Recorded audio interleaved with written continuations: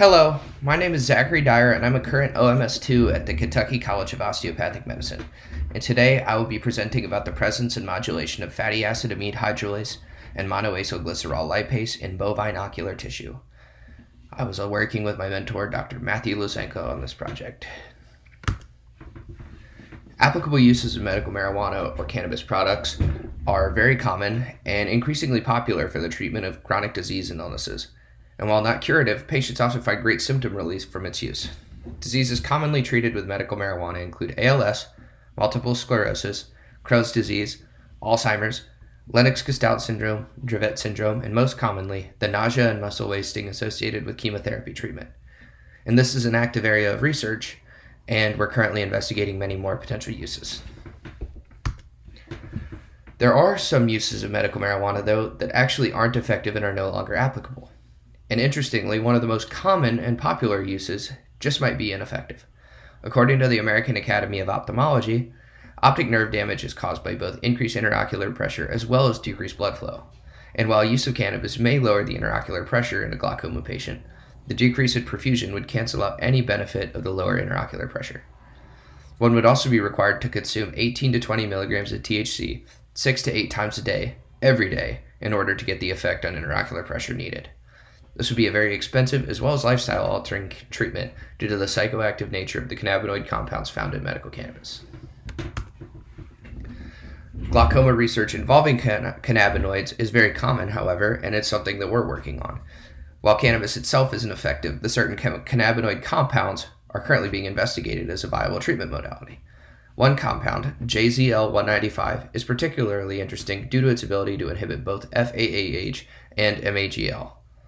This is supported by a previous paper by Fulp et al., in which JZL-195 was an effective dual FAAH and MAGL inhibitor in rat ocular homogenate. The rationale behind our study was we wanted to see if JZL-195 was effective on bovine ocular homogenate as well in order to see the effects on bovine ocular tissue and see if they were similar to those found in rat ocular tissue. In order to run the experiment, we first homogenized bovine ocular tissue after dissecting the cornea, retina, and iris of bovine eyes. We then used a Bradford assay to prepare protein concentration and dilute as necessary to 2 milligrams per milliliter of protein per sample. After that, we added the JZL-195 and allowed it to incubate at 37 degrees Celsius for 30 minutes. After this, the probe was added and allowed to incubate for another 30 minutes at 37 degrees Celsius.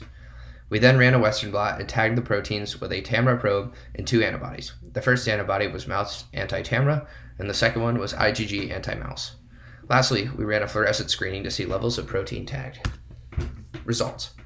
We found that JZL was effective at inhibiting MAGL with a noticeable but less strong effect on FAAH. We're excited about the possibilities of this compound and other drugs in its family, and as you can see in the picture, you're able to see from left to right, cornea with no JZL, and then cornea with JZL. Retina with no JZL, and retina with JZL. Iris with no JZL, and iris with JZL. And then mouse with no JZL, and mouse with JZL.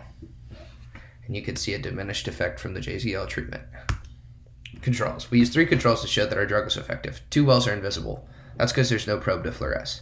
And then right to left in this picture, you can see mouse with probe, iris with probe, mouse with JZL, iris with JZL, and nothing. And that would be the ones with no fluorescence.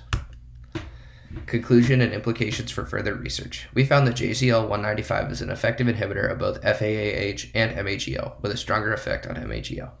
This helps confirm previous research in rat ocular homogenate. In future studies, we'd like to investigate the effects of JZL-195 on rat and cattle intraocular pressure in vivo studies. We'd also like to do trials on dosage, safety, and effectiveness in human subjects. Thank you. I'd like to issue a thank you to the CHICOM Summer Research Fellowship Program, my mentor and primary investigator, Dr. Matthew Lusenko, Dr. Gui-Chen Han and her students for supplying bovine ocular tissue for our study, and the faculty, students, and staff for allowing me to present today. And these are the papers I referenced.